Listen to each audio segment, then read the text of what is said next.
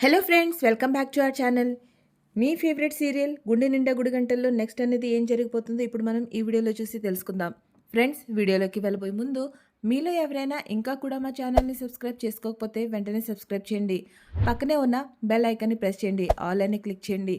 దాంతో మేము పెట్టేటువంటి అన్ని ఇంట్రెస్టింగ్ వీడియోస్ వెంటనే మొట్టమొదటిగా మీ దగ్గరికే నోటిఫికేషన్ రూపంలో వచ్చేస్తుంది.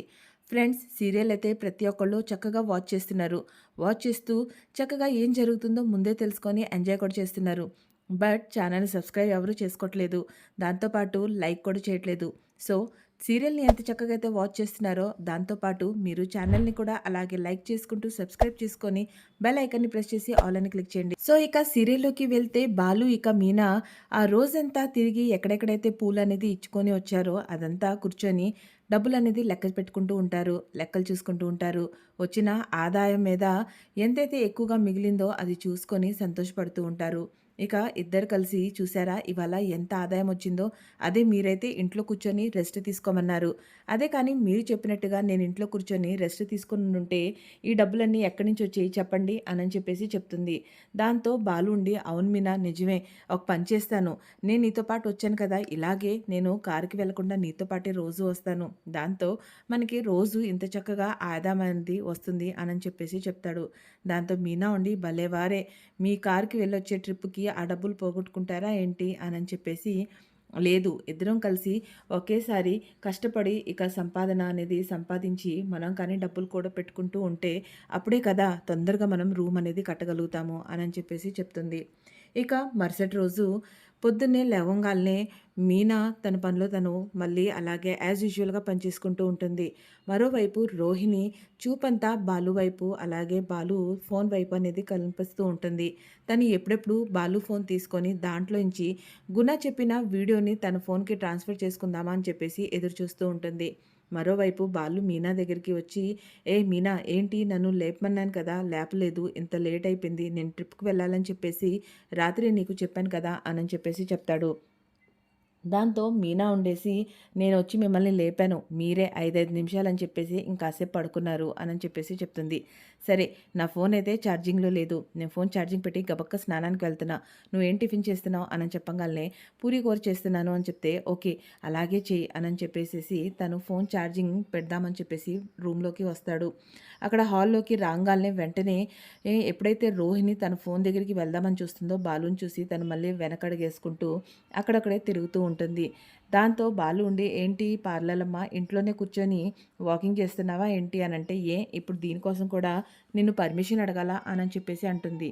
దాంతో అతనుండి, నాకేం పని, నువ్వు రోడ్డు మీద తిరుగుతావో ఇంట్లో తిరుగుతావో డాబా మీద తిరుగుతావు, నీ ఇష్టం వచ్చిన కాడ తిరుగు, నాకెందుకమ్మా అని చెప్పేసి చెప్తాడు.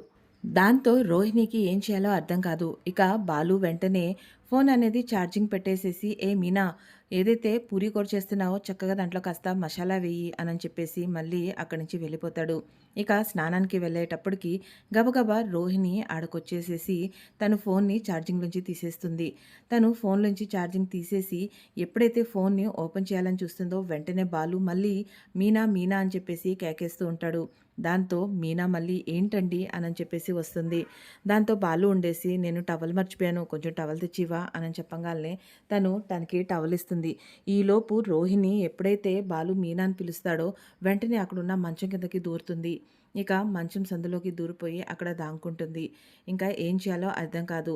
అంతలోనే తను బయటికి వద్దాం కదా అని అనుకునేలోపు మరోవైపు ప్రభావతి కామాక్షితో ఫోన్లో మాట్లాడుతూ అక్కడే నుంచొని ఉంటుంది. తలుపు దగ్గరే నుంచొని మాట్లాడుతూ ఉంటుంది.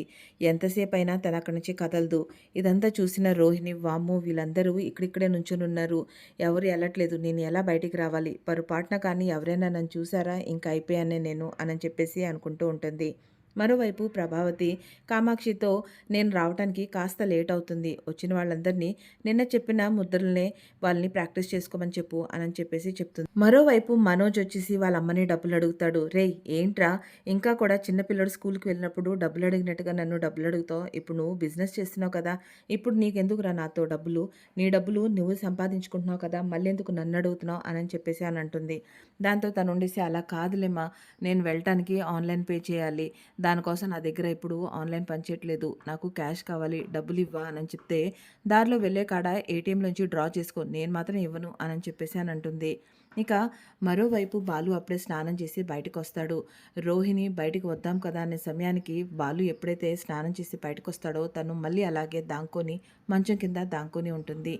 ఇక మరోవైపు అప్పుడే సత్యం బయట నుంచి వస్తాడు. బయట నుంచి రాగాల్నే మనోజ్ తను ఉండేసేసి నాన్న నాకు కాస్త డబ్బులు కావాలి, నీ దగ్గర డబ్బులున్నాయా అని చెప్పేసి అని అడుగుతాడు.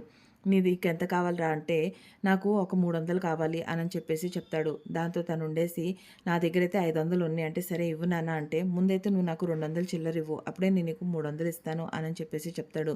నాన్న ఏంటి నాన్న నేను నీ కొడుకుని ఏంటి మరీ ఇంత గట్టిగా ఉన్నావు అంటే నువ్వు కొడుకు కాబట్టే ముందు నమ్మి మోసపోయాను, ఇక మీదట మోసపోదలుచుకోలేదు అని చెప్పేసి చెప్తాడు. ఇక మరోవైపు బాలు వెంటనే మీనా మీనా అని చెప్పేసి కేకలు పెడుతూ ఉంటాడు. అబ్బా ఏంటండి అని అంటే కాస్త నాకు తల తొడవ్వా అంటే నువ్వైనా చిన్నపిల్లరా ఇంకా కూడా నేను మీకు తల తుడిచేదేంటి, మీరు చేసుకోవచ్చు కదా, ఇంట్లో నాకైనా తక్కువ పనులున్నాయా అని చెప్పేసి అని అంటుంది. దాంతో తను ఉండేసేసి ఎన్నిసార్లు చూడలేదు భార్య తన భర్తకి తల తుడుస్తూ ఉంటే ఎంత బాగుంటుంది, తొడవచ్చు కదా నాకు కూడా నువ్వు అని చెప్పేసి అని అంటాడు. దాంతో తనుండి సరే రండి అని చెప్పేసి తనకి తల తుడుస్తూ ఉంటుంది. ఇదంతా కింద నుంచి చూస్తున్న రోహిణి అబ్బా నేను భలే చోట ఇరుక్కున్నాను, వీళ్ళకి ఇప్పుడైనా రొమాన్స్ కుదురుతుంది అని చెప్పేసి అని అనుకుంటూ ఉంటుంది. ఇక తనకి చక్కగా తల తుడిసేసి అక్కడి నుంచి సరే అయితే నేను వెళ్ళి మీకు బ్రేక్ఫాస్ట్ తీసుకొస్తాను, మీకు టైం అవుతుంది కదా అని చెప్పేసి తను బ్రేక్ఫాస్ట్ తీసుకోవడానికి వెళ్ళిపోతుంది. ఇక ప్లేట్లో పూరీ కూర పెట్టుకొని వస్తుంది. ఇక రాగాల్నే తను ఉండేసి నువ్వే పెట్టచ్చు కదా అని చెప్తే నాకు లేట్ అవుతుంది కదా అనగానే తనకి తినిపిస్తూ ఉంటుంది. మరోవైపు తను ఉండేసేసి అబ్బా పూరీ కూర ఎవరైనా నీ తర్వాతే మీనా అంత బాగా చేస్తావో అని చెప్పేసి తన్ని పొగుడుతూ ఉంటాడు. ఇక రెండో వైపు ఇక్కడ మంచం కిందన్న రోహిణికి మాత్రం మామూలు టెన్షన్ అనేది పడుతూ ఉంటుంది. ఇంకా ఏం చేయాలా అర్థం కాక అంతలోనే ఫోన్లోంచి అసలు ఆ వీడియో ఉందా లేదా అని చెప్పేసి వెతుకుతూ ఉంటుంది. మరోవైపు బాలు మీనాని పొగుడుతూ ఉంటాడు. ఇక మీనా ఉండేసి ఏంటండి ఇంక చాలా ఆపండి అని చెప్పేసి అని అంటుంది. మనం కూడా పూరీ కూరలాగే అని చెప్పేసి అని అంటారు. అదేంటి అనంటే నేను పూరీ అయితే నువ్వు కూరవి మసాలాగా కలిగి ఉన్న కూరవి, ఈ రెండు కలిస్తే ఎంత అద్భుతంగా ఉంటుందో అలాగే మన ఇద్దరం కలిస్తే కూడా అంతే అద్భుతంగా ఉంటుంది అని చెప్పేసి ఒకళ్ళొకరికి సరసాలు పడుతూ ఉంటారు. ఇదంతా చూస్తున్న రోహిణికి తలనొప్పి వస్తూ ఉంటుంది. మరోవైపు తను వీడియోని ఎత్తుకుతా ఉంటే తనకి ఆ వీడియో కనపడుతుంది. గుణాగడ్ చెప్పింది కరెక్టే, ఇదిగో దీంట్లోనే ఉంది, బాలు ఇలాంటి పని చేస్తాడని అస్సలు అనుకోలేదు, మొత్తానికి ఈ వీడియో నా చేతి చిక్కింది, ఇప్పుడు తొందరగా దీన్ని నా ఫోన్కి ట్రాన్స్ఫర్ చేసుకుంటా అని చెప్పేసి తను ఎప్పుడైతే ట్రాన్స్ఫర్ చేసుకోబోతుందో అప్పుడే వెంటనే తన ఫోన్లో ఛార్జింగ్ అయిపోయి ఫోన్ స్విచ్ ఆఫ్ అయిపోతుంది. అబ్బా ఈ ఫోన్ ఇప్పుడే ఛార్జింగ్ అయిపోవాలా అని చెప్పేసి తను గమ్ముగా ఉండిపోతుంది. మరోవైపు మనోజ్ రోహిణిని ఎత్తుక్కుంటూ ఉంటాడు. రే రోహిణి ఎక్కడుందిరా అని చెప్పేసి ఇంట్లో అందరినీ అడుగుతాడు. అంతలోనే బాలు రూమ్లోకి కూడా వచ్చి అడుగుతాడు. బాలు ఉండి ఏంట్రా ఇక్కడ ఎందుకు ఉంటుంది, నీ రూమ్లో ఎత్తుక్కు అంటే అన్ని చోట చూసే వచ్చాను, తను ఎక్కడ కనపడలేదు కాబట్టే నేను ఇక్కడ ఎత్తుకుతున్నాను అని చెప్పేసి చెప్తాడు. ఇక వెంటనే తను ఉండేసేసి సరే మీనా ఇంకా నాకు టైం అవుతుంది నేను వెళ్తున్నాను అని చెప్పేసి అని అంటాడు. నా ఛార్జింగ్ వేసుకున్న ఫోన్ ఏది అని చెప్పేసి చూస్తాడు. అక్కడ ఫోన్ ఉండదు. మీనా నా ఫోన్ ఏది అని చెప్పేసి అడుగుతాడు. ఇక్కడే కదండి మీరు ఛార్జింగ్ పెట్టారు అని అంటే అవును ఇక్కడే పెట్టాను అని అంటాడు. దాంతో వాళ్ళిద్దరూ కలిసి ఎత్తుతారు. కానీ ఎక్కడ కూడా వాళ్ళకి ఫోన్ అనేది కనపడదు.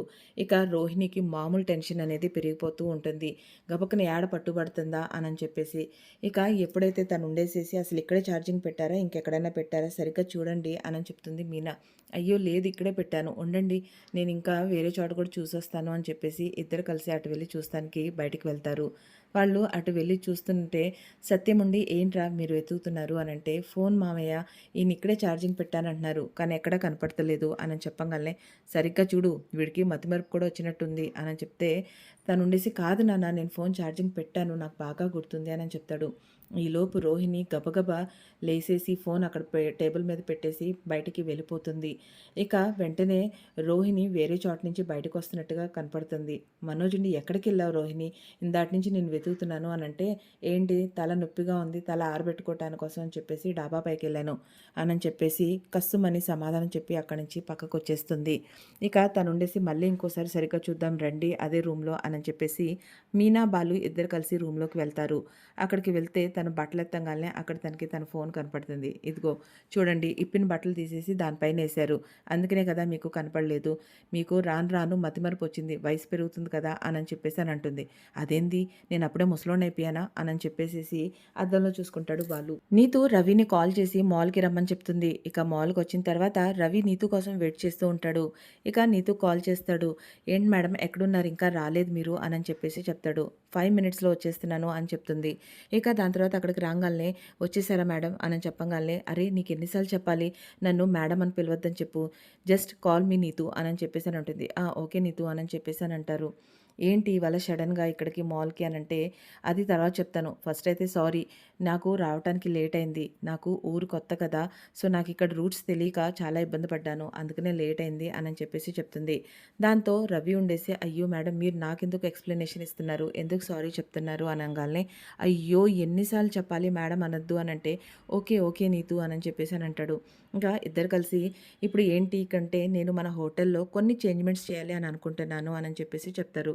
ఫుడ్ విషయంలో అంటే కాదు, ప్లేట్స్, గ్లాసెస్, గ్రాసరీ వాటి గురించి కొన్ని డిస్కషన్ చేయాలి అని అనుకుంటున్నాను, వాటిని కొన్ని చేంజ్ చేయాలని అనుకుంటున్నాను అని చెప్పేసి చెప్తుంది. దాంతో తనుండేసేసి అవన్నీ ఇప్పుడు ఎందుకు అనంటే, మన ఫుడ్ ఎప్పుడు ఎంత బాగుందా అనేది కాదు, దాంతోపాటు జనాలు అక్కడ కూర్చున్నప్పుడు చుట్టుపక్కల గమనించే వస్తువులు ఎంత బాగున్నాయి అని కూడా చూస్తారు.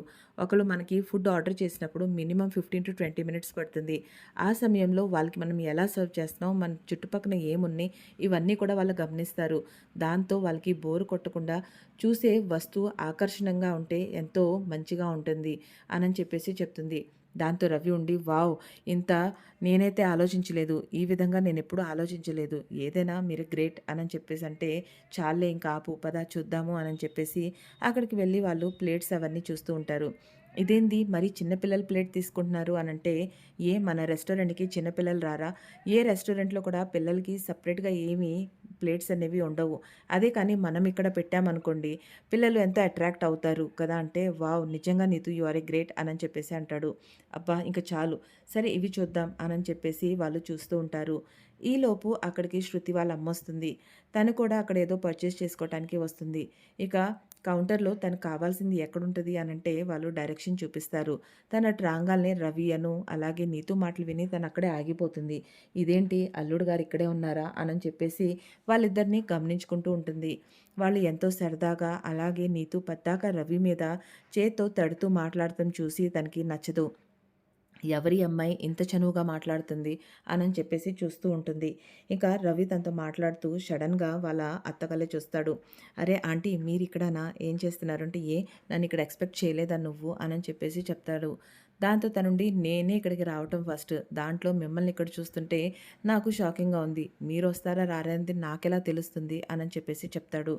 ఇంకా వెంటనే తనతో మాట్లాడతారు. నువ్వేంటి ఇక్కడ అంటే, నాకు కావాల్సిన వస్తువుల కోసం వచ్చాను, నేనైతే మా బాస్తో వచ్చాను, అంతలోకే నీతు అక్కడికి వస్తుంది. నీతుని కూడా పరిచయం చేస్తాడు. తను మా అత్తగారు శృతి వాళ్ళమ్మ అని చెప్పేసి చెప్తారు. తను కూడా చెప్తుంది, తిను నా బాస్ అంటే, ఏంటి ఎందుకు బాస్ మాఫియా గ్యాంగ్ లాగా చెప్తున్నావు, నేను జస్ట్ నీతు వాళ్ళ హోటల్ ఓనర్ని, అది కూడా కాదు వాళ్ళ ఓనర్ వాళ్ళ కూతుర్ని, అంతవరకేను, ఏదో హోటల్లో కాస్త చేంజెస్ కావాలి అని అనుకుంటే తన హెల్ప్ని తీసుకొని వచ్చాను. అయినా కూడా అంటే శృతి చాలా లక్కీ, మీకు ఇంత మంచి అల్లుడు దొరికాడు, తనకి ఇంత మంచి హస్బెండ్ దొరికాడు, రవి చాలా టాలెంటెడ్, నేనైతే చాలా మిస్ అవుతున్నాను, తనకి మ్యారేజ్ అయిపోయింది అని చెప్పేసి క్యాజువల్గా అంటుంది. ఇవన్నీ వింటున్న శృతి వాళ్ళ అమ్మకి ఏమాత్రం ఏ కొసానా నచ్చదు. ఏంటి చాలా ఓవర్ చేస్తుంది అని చెప్పేసి, ఇక సరే మీరు గబక్కున మాట్లాడేసి వచ్చే రవి, కాస్త వేరే డిజైన్స్ ఉన్నాయి అక్కడ, అవి కూడా చూద్దాం అని చెప్పేసి చెప్తుంది. ఓకే నీతు అని అంటాడు. సరే ఆంటీ, అయితే మీరు కూడా మీకు కావాల్సింది తీసుకోండి, బాస్ పిలుస్తుంది వెళ్తాను అని చెప్పేసి తను అక్కడి నుంచి వెళ్ళిపోతాడు. దాంతో శృతి వాళ్ళ అమ్మకి చాలా చిరాకు అలాగే కోపం వస్తుంది. వెంటనే శృతికి కాల్ చేస్తుంది. కాల్ చేసి, ఎక్కడున్నావు, అర్జెంటుగా నీతో మాట్లాడాలి అని చెప్పేసి చెప్తుంది. ఇక నెక్స్ట్ ఏం జరగబోతుంది ఫ్రెండ్స్, ఇక శృతి వాళ్ళమ్మ శృతికి నీతు గురించి అలాగే రవి గురించి లేనిపోయిన చెడు మాటలు చెప్పేసి వాళ్ళ కాపురంలో చిచ్చు పెడుతుందా, లేదా ఇక్కడ మరోవైపు గుణ తన ప్లాన్లో సక్సెస్ కాలేదని చెప్పేసి మరో కొత్త పన్నాగం పన్నుతాడా, ఇవన్నీ చూస్తానికి తప్పకుండా మా ఛానల్ని లైక్ చేయండి, షేర్ చేయండి, సబ్స్క్రైబ్ చేయండి. దాంతో మేము పెట్టే అడ్వాన్స్ వీడియోస్ వెంటనే మీ దగ్గరికి నోటిఫికేషన్ రూపంలో వచ్చేస్తుంది. ఛానల్ని ఖచ్చితంగా సబ్స్క్రైబ్ చేసుకోండి friends. Thank you so much.